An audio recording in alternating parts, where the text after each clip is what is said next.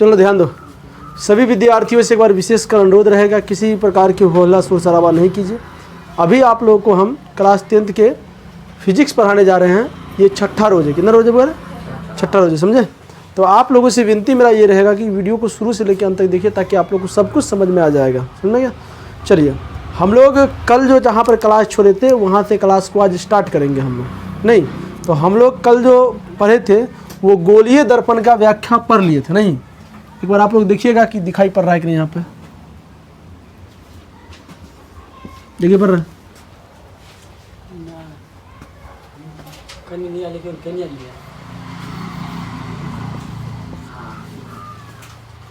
गोलीय दर्पण की व्याख्या करना है ना?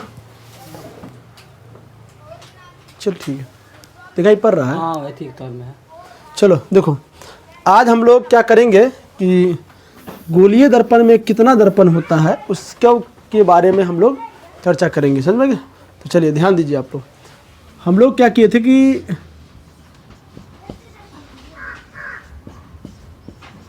गोलीय दर्पण हम लोग पढ़ लिए थे और इसका व्याख्या भी हम लोग कर दिए थे। नहीं समझ गए? आज हम लोग जो करेंगे, समझ गए ना, वो देखेंगे हम लोग कि गोलीय दर्पण, देखिए गोलीय दर्पण जो है, गोलीय दर्पण दो प्रकार का होता है। एक होता है अवतल दर्पण, दूसरा होता है उत्तल दर्पण। क्लियर है? एक होता है अवतल दर्पण, एक होता है उत्तल दर्पण। नहीं, चलिए अब इस दोनों का स्टडी करना है हम लोग को। इस दोनों के बारे में हम लोग जानेंगे कि ये किस तरह से प्रतिबिंब बनाता है और ये किस तरह से प्रतिबिंब बनाता है। दर्पण में बेसिक रूप से आप लोगों को यही जानना है कि दर्पण में प्रतिबिंब बनता आखिर कैसे है। बस यही आप लोग को जानकारी लेना है कि दर्पण में प्रतिबिंब बनता कैसा है। बस इसी चीज़ के बारे में जानकारी आप लोग को लेना है, विशेष कुछ नहीं पूछा जाता है। लेकिन उससे पहले आप लोग को ये जानना पड़ेगा कि ये किस तरह का दर्पण है और ये किस तरह का दर्पण है। इस दोनों को अलग अलग करके जाना जाता है, फिर अंतर पढ़ेंगे दोनों में। समझ गया? तो हम लोग कल क्या देखे थे? ध्यान दो सब बच्चा। हम लोग कल क्या किए थे? ये गोलीय दर्पण है। देखो, कभी भी प्रकाश पड़ेगा, ध्यान दो सब बच्चा ध्यान दो। कभी भी प्रकाश पड़ेगा, इधर से प्रकाश पड़ेगा, तो इधर से जब प्रकाश पड़ेगा तो अंदर से कलय करना पड़ेगा। नहीं, जब दर्पण को अंदर से कलय करना पड़े, बाहर से नहीं अंदर से करना करे, तो समझ जाओ ये उत्तल दर्पण है। क्या ये बोल रहे? उत्तल दर्पण है। क्या ये? उत्तल दर्पण है। क्लियर? चलिए अब देखो, ध्यान दो। अब फिर हम इसको भी अंदर से कह देंगे कि प्रकाश जाएगा तो परावर्तन होबे नहीं करेगा, नहीं ना? इसलिए अब इसको क्या करना पड़ेगा? बाहर से कलय करना पड़ेगा। समझ लग गया? बाहर से कलय करना पड़ेगा। क्लियर है? जब बाहर से कलय करते हैं तो समझ जाना ये क्या हो जाएगा? अवतल दर्पण है। क्या ये? अवतल दर्पण है। क्लियर है? अवतल दर्पण है। अब हम लोग दोनों अलग अलग करके हम लोग देखेंगे। देखो, यहाँ से एक चीज़ याद रखो कि आपको बेसिक रूप से अवतल दर्पण का परिभाषा पूछा जाता है कि अवतल दर्पण किसे कहते हैं। नहीं, 3 उपयोग लिखे। नहीं, ऐसा क्वेश्चन पूछा जाता है, या उत्तल दर्पण किसे कहा जाता है, इसमें किस प्रकार का प्रतिबिंब बनता है। नहीं, तो आप क्या करो कि अभी फ़िलहाल इसको हटा देते हैं, हम लोग करते हैं। समझ गया? तो अभी जान लो।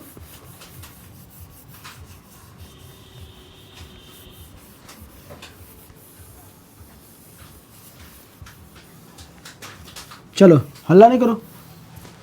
चलो ध्यान दो, सब बच्चा ध्यान देगा। ध्यान दीजिए, आप लोग ध्यान दीजिए।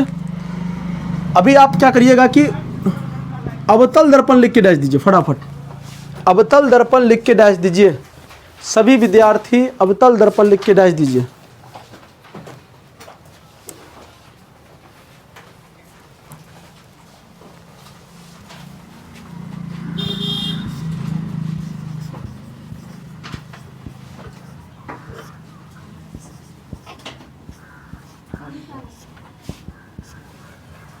अवतल दर्पण। चलिए सुनो, अवतल दर्पण का अगर परिभाषा पूछे तो क्या लिखोगे? तो हम बता रहे हैं अवतल दर्पण का परिभाषा क्या होगा, समझ गया? देखो, जिस दर्पण को जो ना, क्योंकि इस साइड बना था ना, देखो ना इस साइड बना, तो अवतल दर्पण उस दर्पण को कहते हैं जिसका परावर्तक सतह धसा है। क्या होता है? धसा होता है ना। देखिए ना, आप देखो यहाँ पर लिखोगे कि अवतल दर्पण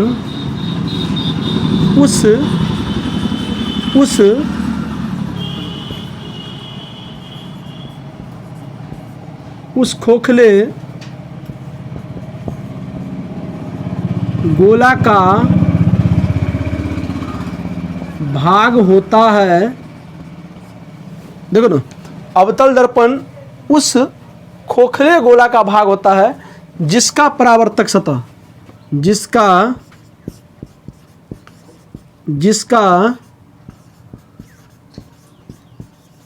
परावर्तक सतह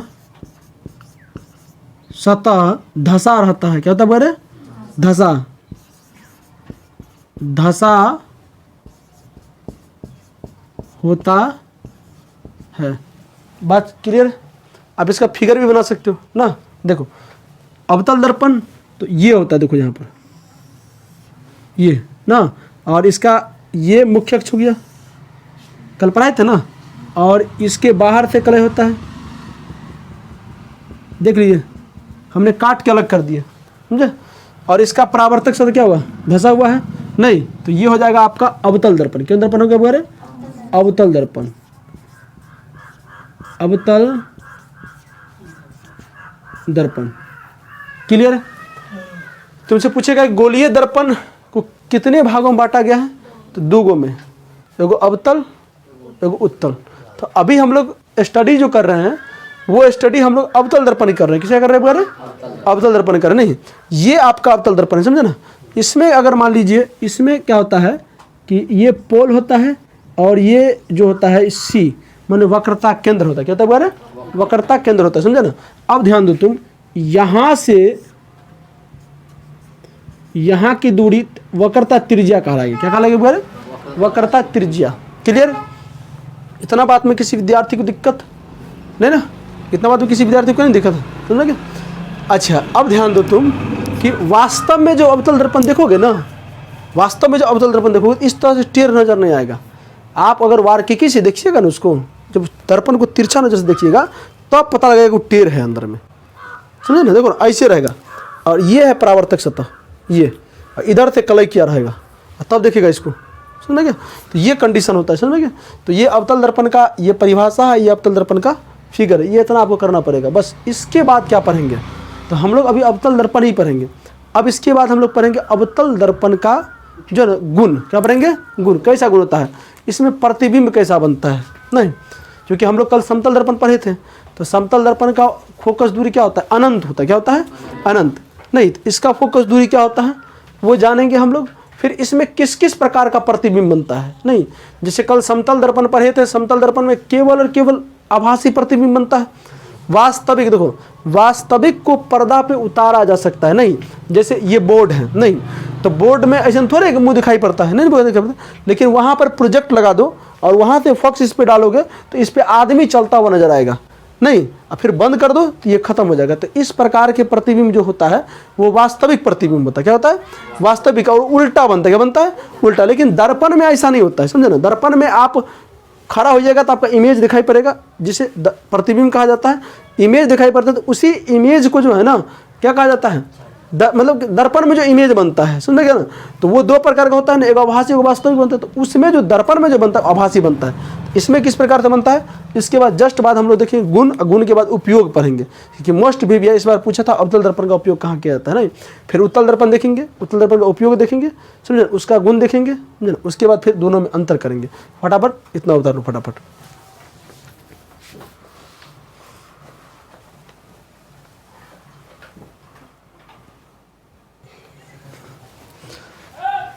चलो ध्यान दो, अभी हम लोग जो गोलीय दर्पण के दो भागों में बांट दिए थे, और गोलीय दर्पण में दो भाग में एगो अवतल दर्पण था, एगो उत्तल दर्पण था। अवतल के बारे में अध्ययन कर रहे हैं। चलिए, अवतल दर्पण का परिभाषा भी हम लोग दे दिए थे आप लोगों को कि अवतल दर्पण उस दर्पण को कहते हैं जिसका क्या होता है, परावर्तक सतह क्या होता है, खोखले गोले का भाग होता है, जिसका परावर्तक सतह धसा होता है, जिसको बाहर से क्ले किया रहता है। नहीं, अच्छा, अवतल दर्पण का गुण पढ़ते, क्या पढ़ते हैं, गुण। देखो गुण क्या है, आप कभी कभी जिस तरह से बिहार बोर्ड का स्थिति चल रहा है कुछ पूछ देता है, गुण मतलब इस किस नेचर का है, ना किस नेचर का है। तो आप लोग ध्यान दीजिए किस नेचर का है, तो आप ध्यान दीजिए। पहले देखो अवतल दर्पण कैसे लगता है देखने में, तो जिसका परावर्तक सतह धसा होगा वो बाहर से क्ले होगा। तो ये देख लीजिए, ये है आपका क्या, ये अवतल दर्पण। बाहर से क्ले किया मतलब जिसका परावर्तक सतह धसा हो, अवतल दर्पण। देखो ये क्या है,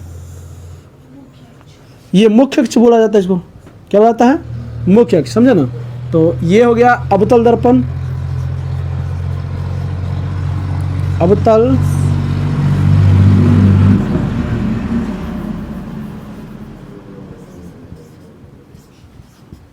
क्लियर है। अवतल दर्पण बाहर से क्ले किया हुआ है। अब ध्यान दो, ये होता है पोल, पढ़ाए थे ना आप लोगों को, पी कल पढ़ाए थे, पोल। उसके बाद ये यहाँ पर होता है सी, वक्रता केंद्र ना, और यहाँ से यहाँ की जो दूरी होता है वो होता है वक्रता त्रिज्या आर। क्लियर। अच्छा, मान लो कि इसमें कोई वस्तु रखा गया, मान लीजिए, तो ये आप याद रखोगे, इस रेखा को कहा जाता है, इस रेखा को जो कहा जाता है वो उसे कहा जाता है प्रधान अक्ष। क्या कहा जाता है, प्रधान अक्ष या मुख्य अक्ष, मुख्य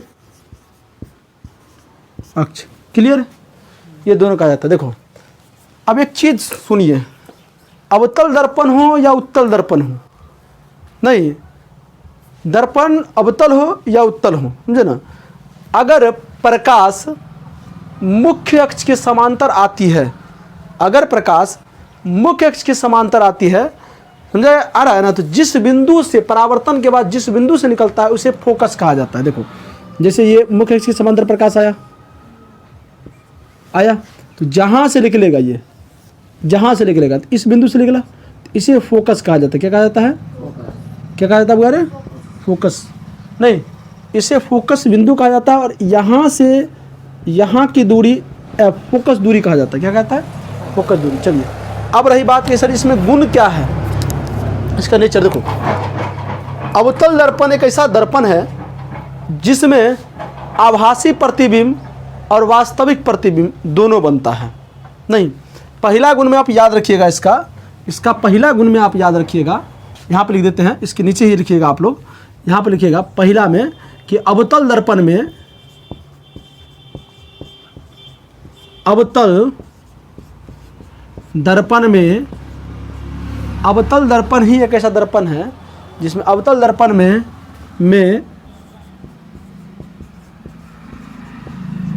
वास्तविक तथा आभासी प्रतिबिंब बनता है। आभासी प्रतिबिंब बनता है। क्लियर है, आभासी प्रतिबिंब बनता है। इतना बात समझ में आ गया आप लोग को। एग्जाम में क्वेश्चन पूछेगा ऐसा कौन सा दर्पण है जिसमें जो है ना प्रतिबिंब आभासी और वास्तविक दोनों बनता है। तो अवतल दर्पण में हम अवतल दर्पण का जो अभी प्रतिबिंब नहीं पढ़ रहे हैं, अवतल दर्पण का जो प्रतिबिंब पढ़ेंगे उसमें आपको बताएंगे कि आभासी कहाँ बन रहा है और वास्तविक कहाँ बन रहा है। नहीं, अच्छा एक बात और, इससे एक चीज़ और क्लियर हो गया, इससे एक चीज़ और क्लियर हो गया। क्लियर क्या हुआ बताते हैं कि जब प्रतिबिंब वास्तविक बनेगा तो वस्तु से उल्टा बनेगा, और जब प्रतिबिंब आभासी बनेगा तो वस्तु से सीधा बनेगा। तो ये भी एक गुण हो गया इसका ना। तो आप लिख सकते हो कि अवतल दर्पण में जो प्रतिबिंब है वो सीधा और उल्टा दोनों बनता है, सीधा और उल्टा दोनों बनता है ना। तो यहाँ पर लिखोगे, यहाँ पर लिखोगे कि अवतल अवतल दर्पण में वस्तु का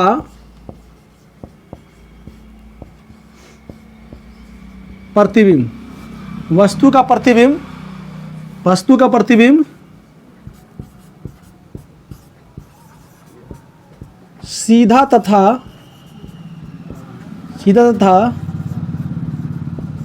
उल्टा दोनों प्रकार के बनता है।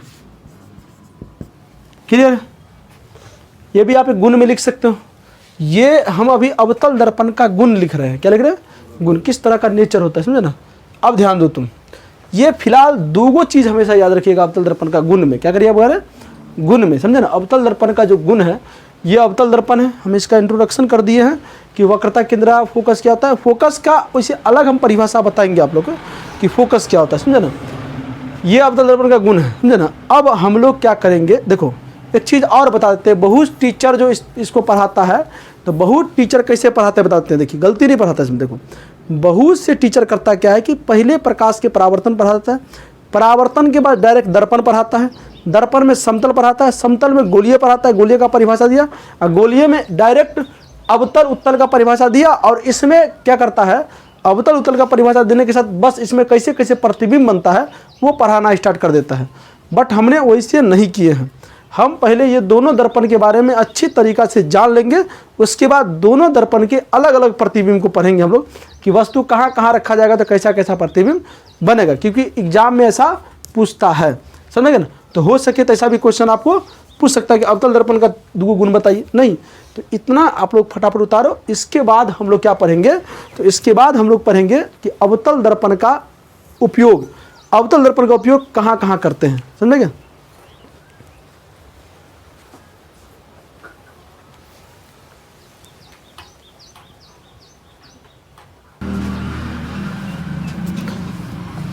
उम्मीद है आप लोग अच्छा तरीक़ा से समझ रहे हैं। जितना शांत वातावरण से पढ़िएगा आप लोग को उतना अच्छा रहेगा। लिख लिया आप लोग, गुण समझ गए। अब थोड़ा उपयोग जान लेते हैं। मोस्ट VBI है, इस बार भी पूछा गया है। अब बता देते हैं, 2024 में क्वेश्चन को पूछा गया था कि अवतल दर्पण का उपयोग बताइए। ये पूछा गया था अवतल दर्पण का उपयोग। देखिए ये जो सामने में बना हुआ है ये अवतल दर्पण है, कोई दूसरा भूत प्रेत नहीं है। ये समझिए, ये अवतल दर्पण है। चलिए अब अवतल दर्पण के बारे में हम लोग थोड़ा विशेषता बात करते हैं। उपयोग कहाँ कहाँ किया जाता है ना। आपके दैनिक जीवन में बहुत ऐसा घटना घटित होता है जिसे आप ऑब्जर्व नहीं कर पाते, ये ऐसा होता क्यों है। नहीं, कभी कभी उल्टा पुल्टा काम अगर उसी में हो गया तो कहिएगा भूत धलिया प्रेत धलिया ये। लेकिन जितना भी चीज़ होता है आपके लाइफ में, उस चीज़ में हमारी जहाँ तक अनुभव की बात है, उसमें जो है ना करीब करीब 90% चीज़ जो है वो साइंस पे आधारित है। नहीं, किसी को तेज़ बुखार लगता है तो तेज़ बुखार में आदमी अपने आप बोलना प्रारंभ कर देता है। नहीं तो जब जब जब मशीन गरमाता है तो बिना मतलब धुआं फेंकना स्टार्ट कर देता है। उसी प्रकार से आदमी भी होता है, समझ गए। तो अवतल दर्पण का उपयोग हम लोग जानेंगे और आप लोग जानते होंगे कहाँ कहाँ किया जाता है।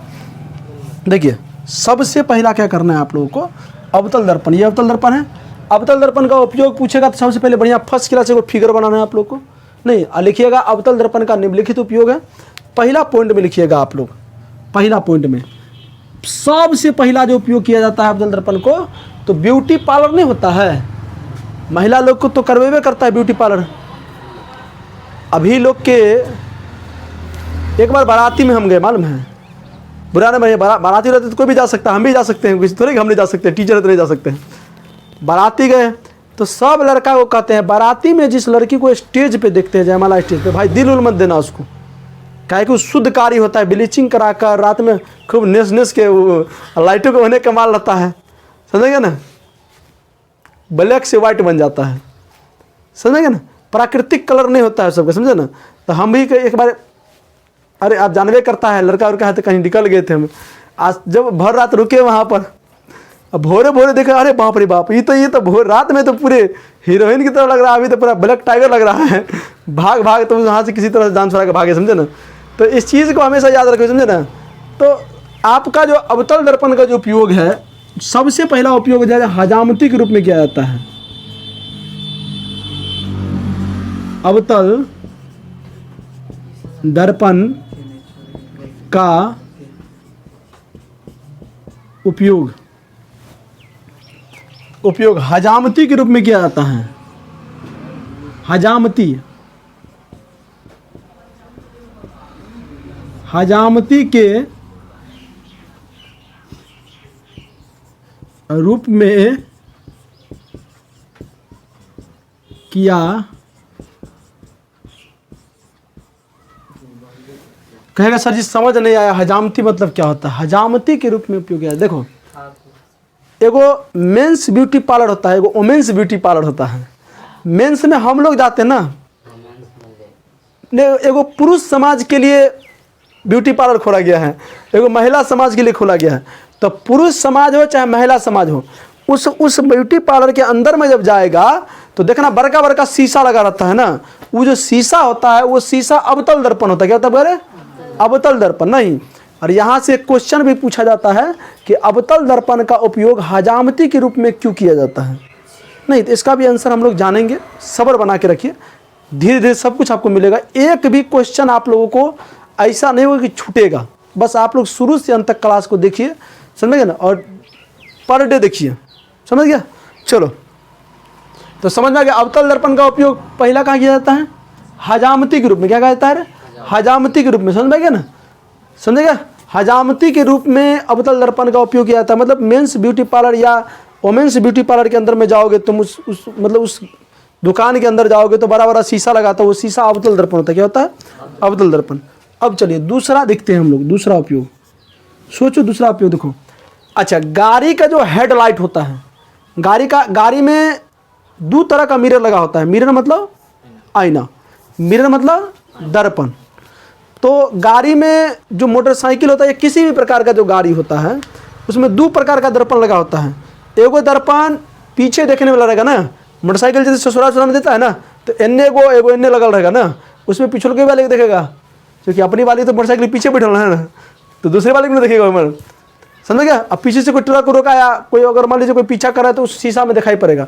तो वो जो आप पीछे के व्यक्ति को देखने के लिए प्रयोग में लाते हैं जो दर्पण, वो दर्पण दूसरा होता है।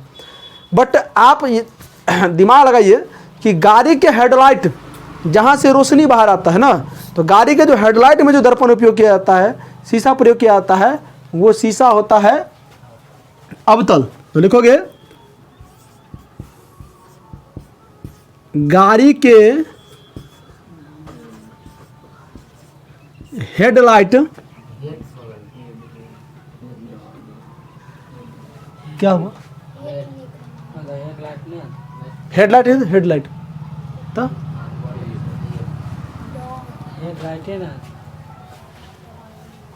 हेड हो जाता है। हम भी आदमी है ना, है कोई जानवर तो, हम भी आदमी है ना, कंप्यूटर थोड़े है कि एक बार बोला हेलो गूगल बस भगा भगा बोला। आपके जीवन में गलती होता है, इसका मतलब क्या है? जिस व्यक्ति के जीवन में गलती होता है, इसका मतलब है कि आपको सुधरने का मौका दिया जा रहा है। समझ गए? अगर किसी व्यक्ति से गलती हो गया हो, अगर किसी व्यक्ति से गलती हो गया हो, समझ गया ना, तो आप लोग नाराज मत होइए कि कौन सा गलती हमसे हो गया। आप मन को, दिल को छोटा मत कीजिए, बात समझे। तो आपको अगर गलती हो रहा है, गलती किसी से भी हो सकता है, गलती किसी से भी हो सकता है। गलती ही आपके आने वाले भविष्य को तय करता है। और गलती होने पर यह नहीं समझिएगा कि गलती हुआ तब हम दुनिया का सबसे खराब इंसान है, या हमें समझ ही नहीं। गलती का मतलब है कि जीवन सुधारने का मौका मिला एक बार और, समझे ना। तो गलती हमसे भी हो सकता है, कोई दिक्कत नहीं है, समझ गया। आप देख जाएगा तो बाहर में कोई खड़ा है कि देख लीजिए ठोकर नहीं लगे।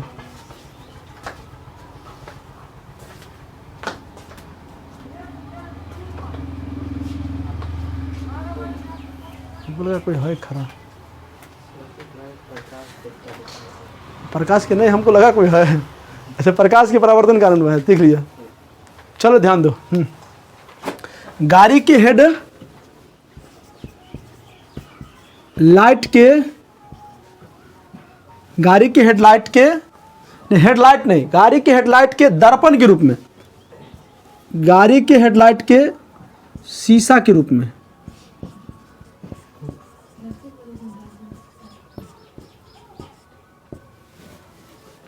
आप लाइट के थ्रू में, लाइट थोड़ी से, लाइट तो अलग अलग का चीज़ है ना।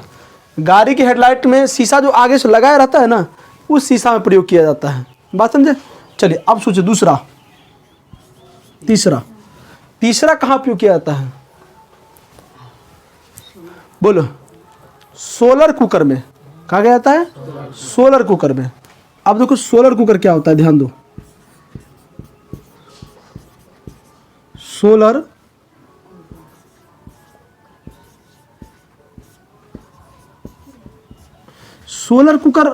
कुकर तो सब समझता होगा, महिला लोग मतलब लड़की लोग तो सब समझता कुकर नहीं रे, जिसमें सब कुछ दे दो एकेबारे बाहर निकल जाएगा, वो बढ़िया निकलेगा। डेक्ची उक्ची में भात उत बनाएगा तो मार निकले तो ना रे। अब कुकर में कुछ बाहर और अवशेष कुछ नहीं निकलता है, उसमें उसी में रह जाता है। हाँ, लेकिन कुकर में अगर आप लोग चावल बनाते हैं तो वो चावल फायदा करता है, क्योंकि भात का ओरिजिनल जो सामान होता है, जो प्रोटीन होता है, वो मार होता है, और आदमी सब मारे छांट के फेंक देता है, सिट्टी खा जाता है। तो अब आदमी को कौन जाएगा समझाने के लिए? आलू के छिलका में कार्बोहाइड्रेट पाया जाता है। तो इसीलिए आप लोग जैसे जितना भी गरीब फैमिली होगा, आलू छिलके नहीं खाएगा, आलू के कतर कतर खाएगा, और वो ओरिजिनल काम करता है। बूट के छिलका में पाया जाता है। तो बूट के छिलका, आदमी के तो स्टैंडर्ड इतना बढ़ गया है कि सेबों को छिलके खाता है। सीबीएसई बोर्ड के लड़की सब अंगूर के छिलके खाएगा।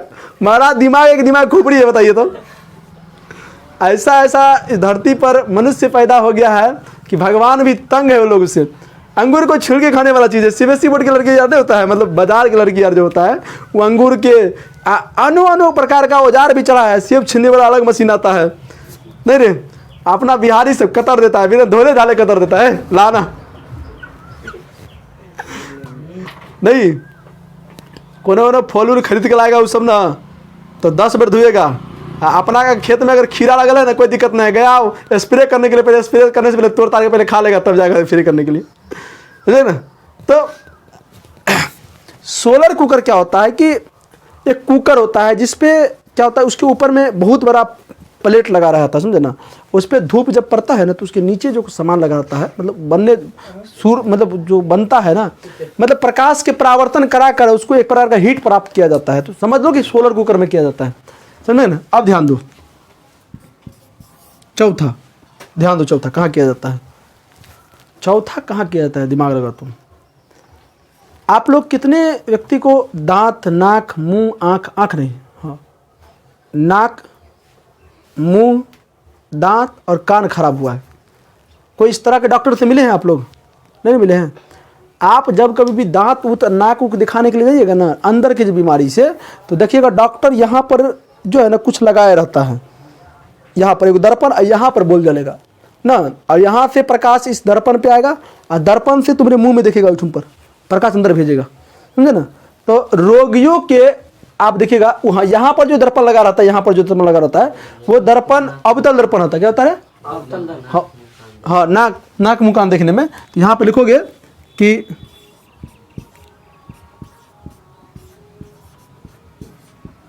रोगियों के नाक,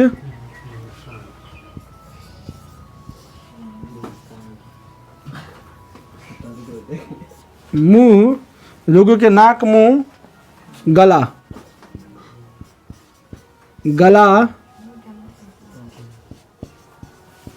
और कान, इसको स्किप करके इधर कर देते हैं।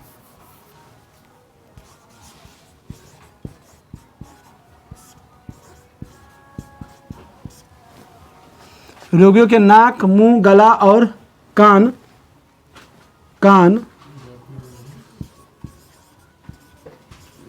देखने में किया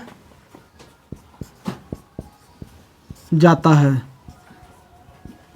समझे।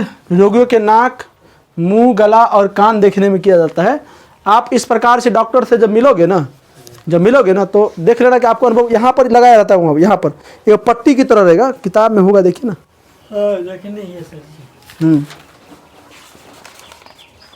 देखो ये देख रहे हैं, यहाँ पर इसको पट्टी लगाया होगा, बना रहता है। देख लीजिए यहाँ पर, देखते हैं यहाँ से मुँह बाब अपने हैं, दांत जब खराब होता है उसमें दिखाया जाता है, समझे ना। अच्छा, अब दिमाग लगाओ, और कहीं पे किया जाता है। 4 को तो हम खुशी से बता दिए। फिलहाल आप जान लीजिए कि अवतल दर्पण का उपयोग यहाँ मुख्य रूप से किया जाता है, समझे ना। एग्जाम में जब पूछेगा तो फिगर बढ़िया से बना दीजिएगा, तब इसके नीचे इसको लिख दीजिएगा, समझे ना। आपको एक भी नंबर एग्जामिनर नहीं काटेगा, समझ गए। और हम लोग 2025 के लिए पढ़ रहे हैं, नहीं अब की बार पूरा आर पार, समझे ना। तो भूख तो लगले, हम जानबे करते हैं, समझे ना। तो चलिए इसको आप लोग उतारिए, उसके बाद आगे हम लोग देखते हैं क्या करना है।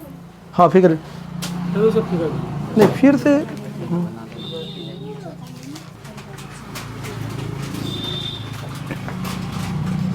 चलो ध्यान दो। अभी हम लोग अवतल दर्पण को अच्छे तरीका से पढ़ लेते हैं। लड़का ठीक से बैठे, मार के ठीक कर देंगे तुम लोग को। चलो, अवतल दर्पण को हम लोग अच्छे तरीका से पढ़ लिए थे, समझे ना। अब हम लोग जो पढ़ेंगे अभी उत्तल दर्पण। क्या पढ़ेंगे? उत्तल दर्पण, समझे ना।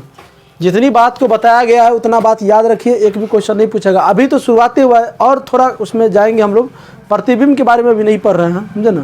प्रतिबिंब अलग पढ़ेंगे। चलिए अब ध्यान दीजिए आप लोग, उत्तल दर्पण क्या होता है। देखो उत्तल दर्पण, आप जब पूरा गोला पारोगे ना, तो गोला पारोगे तो माया वाला जो भाग होता है, जैसे ऐसे देखो ना, ये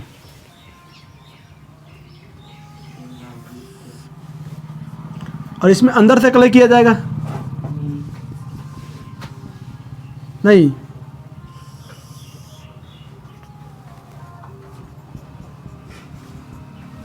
क्लियर है? ये है उत्तल दर्पण। ये क्या है? उत्तल दर्पण। बात समझे? ये बात उत्तल दर्पण, समझे।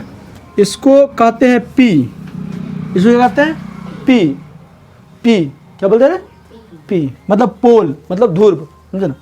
अब देखो यहाँ पर ये होता है। अच्छे दिमाग लगाओ, इसका वक्रता केंद्र, वक्रता त्रिज्या किधर होगा? वक्रता केंद्र किधर होगा?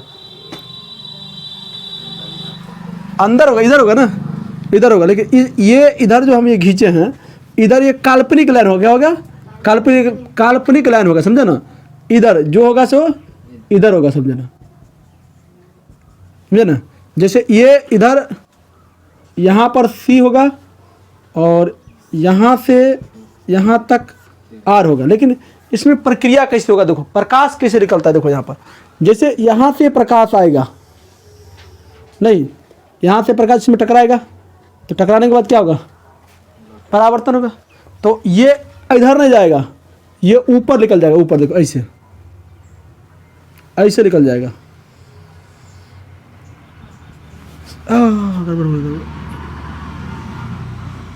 ऐसे निकल जाएगा ना। और ये प्रकाश आते हुए कहाँ से प्रतीत होता है? तो यहाँ से देखो, ऐसे ऐसे हो रहा है ना, ऐसा प्रक्रिया इसमें चलेगा।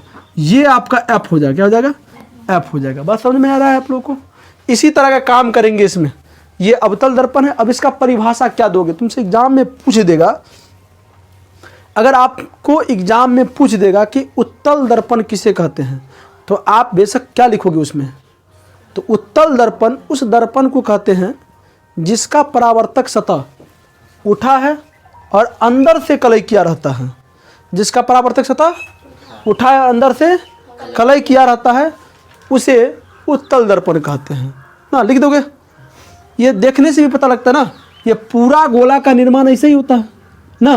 उधर वाला भाग तो अवतल है, अवतल का तो किसी पे हानि खत्म ना। तो चलिए हम लोग लिखें। अगर आप लोग लिखना चाहते हैं तो हम लोग भी देखो, यहाँ पे लिखोगे उत्तल, उत्तल लिखो आप लोग भी। उत्तल दर्पण उस उत्तल दर्पण उस दर्पण को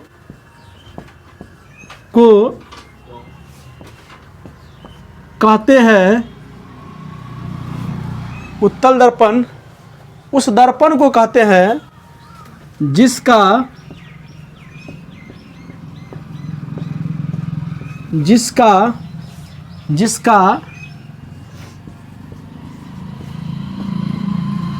परावर्तक सतह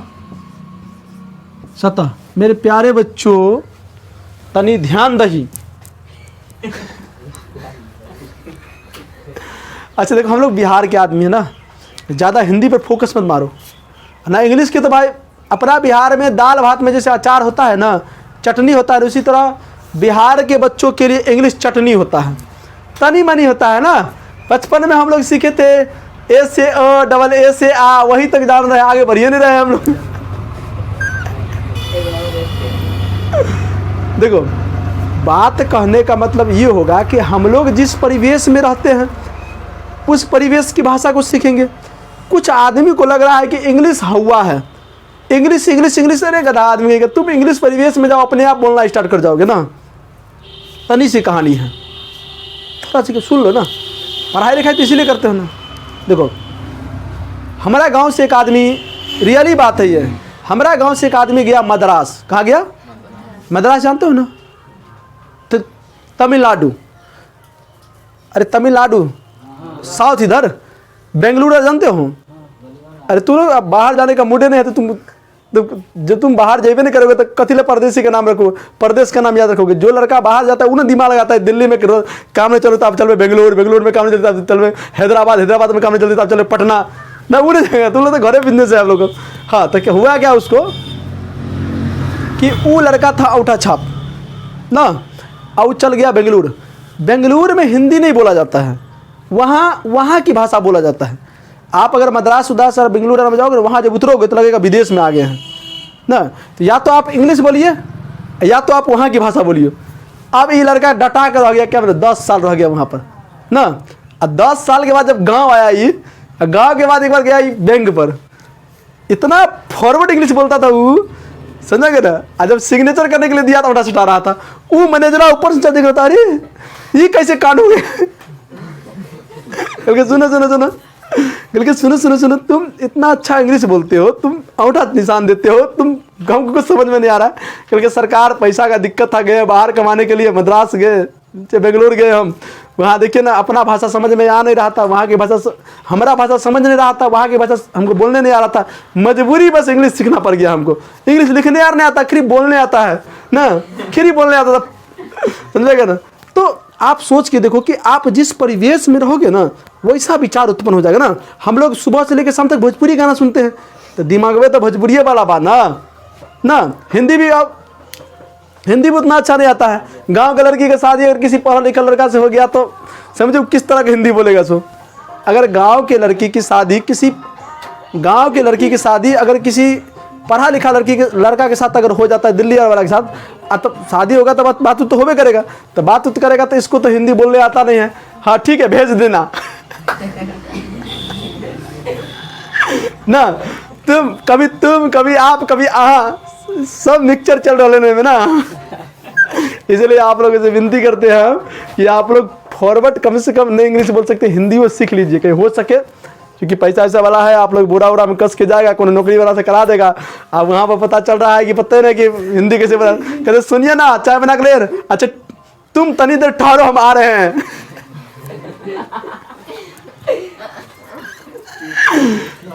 समझ गया? तो आप लोग थोड़ा लेबर बना के रखिए ना। ध्यान दो, परावर्तक सतह क्या होता है, हम यही नहीं समझा रहे थे। ये देखो, ये जो सतह जिस सतह से टकरा के निकला ना, ये जो सतह, ये परावर्तक सतह है। पढ़ाई लिखाई में थोड़ा एंटरटेनमेंट होना चाहिए, क्लास में जितना हंसोगे उतना माइंड फ्रेश रहेगा ना। ठीक है, तुम तनी देर छोड़ो, हम उसको भेज देना ना। यहाँ लकार के पता है ना, स्त्रीलिंग के पता है ना, पुल्लिंग की पता है ना, हिंदी पता है ना, ठेठी पता है, बोल रहे हैं, कोई दिक्कत नहीं है। गिरते पड़ते सीख जाएगा वो। चलो ध्यान दो, उत्तल दर्पण उस दर्पण को कहते हैं जिसका परावर्तक सतह, जिसका परावर्तक सतह उठा हो, उठा कैसे लिखाएगा? उठा हो तथा, उठा हो तथा अंदर से कलय किया हूं, तथा अंदर से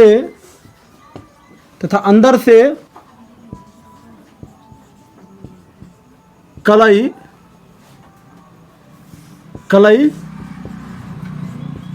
किया हो। क्लियर? ये है हमारा अपना उत्तल दर्पण। क्या है बार? अपना उत्तल दर्पण। देखो उत्तल दर्पण में वैसे कुछ ज़्यादा जानकारी नहीं लेना है, बस इतना जानना है उत्तल दर्पण में किस तरह का प्रक्रिया होता है।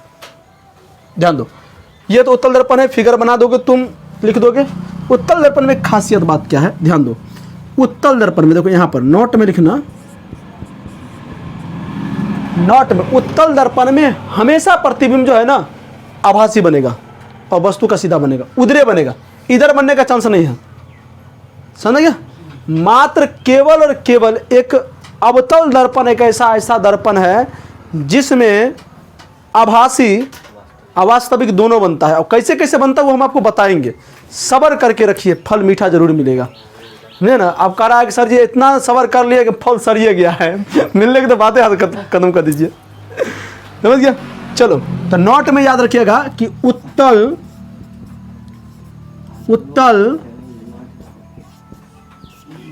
दर्पण में बना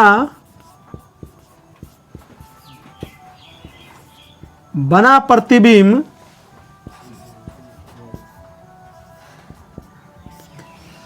उत्तल दर्पण में बना प्रतिबिंब हमेशा क्या होता है? आभासी या काल्पनिक,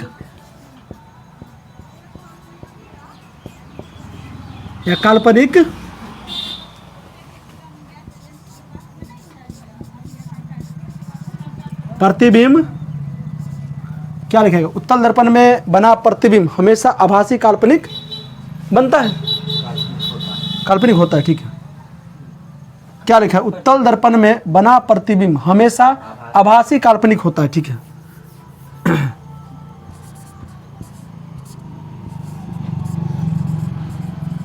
क्लियर? इसमें किसी विद्यार्थी को दिक्कत नहीं ना होगा तो हम क्या कर सकते हैं? ये दुख, ये दर्द, ये सब तुम्हारे अंदर है। ये दुख, ये दर्द, ये सब तुम्हारे अंदर है। इस बनाए जंजीर से तू बाहर निकल, अपने आप में तू भी एक सिकंदर है। समझ गया? चलो ध्यान दो, चलो और लिखना है। अच्छा, अब ध्यान दो तुम, आभासी या काल्पनिक बनेगा तो प्रतिबिंब कैसा बनेगा? सीधा बनेगा। हुंडा हुंडी बात में समझो ना। चलो, तो और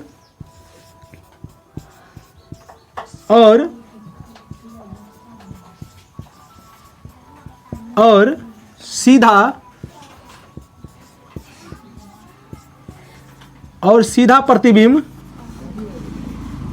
बनता है, और सीधा प्रतिबिंब बनता है। किसी विद्यार्थी को कोई समस्या, कोई दुख, कोई तकलीफ अगर होगा तो वो कमेंट करना, मतलब कमेंट करना, जबरदस्ती नहीं बोल रहे हैं हम। समझ गया? कोई दिक्कत है ना? यहाँ तक समझिए ना? ऑफलाइन बच्चा आके घर पे बोलना, मतलब घर पे नहीं, कोचिंग पे आके बोलना। इतना में किसी विद्यार्थी दिक्कत नहीं ना? अच्छा, इतना कर लो। उसके बाद अवतल दर्पण का उपयोग एक जगह किया जाता है। उपयोग एक के को हम अभी तक जानकारी है और ज़्यादा, लेकिन उपयोग देख लो, थोड़ा उपयोग देखिए लो। चलो इतना कर लो फटाफट, तब उपयोग करेंगे हम लोग। इतना उतार लो फटाफट।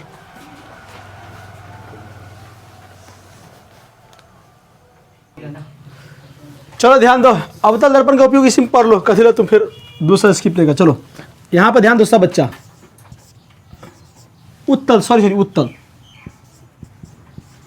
उत्तल दर्पण का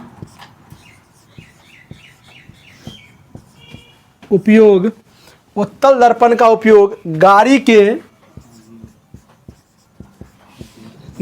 के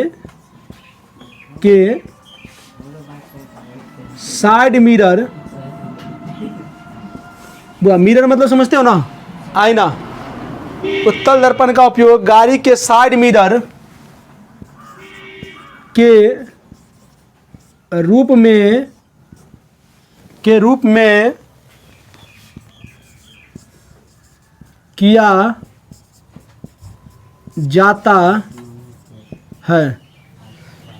समझिए, बट एक ही उपयोग है, आप देख लीजिएगा यहाँ पर से। अब उत्तल और अवतल में सब बच्चा ध्यान दीजिए, उत्तल और अवतल में दो चीज़ बचल है कि अवतल दर्पण का उपयोग हजामती के रूप में क्यों किया जाता है और उत्तल दर्पण का उपयोग गाड़ी के साइड मिरर में क्यों किया जाता है।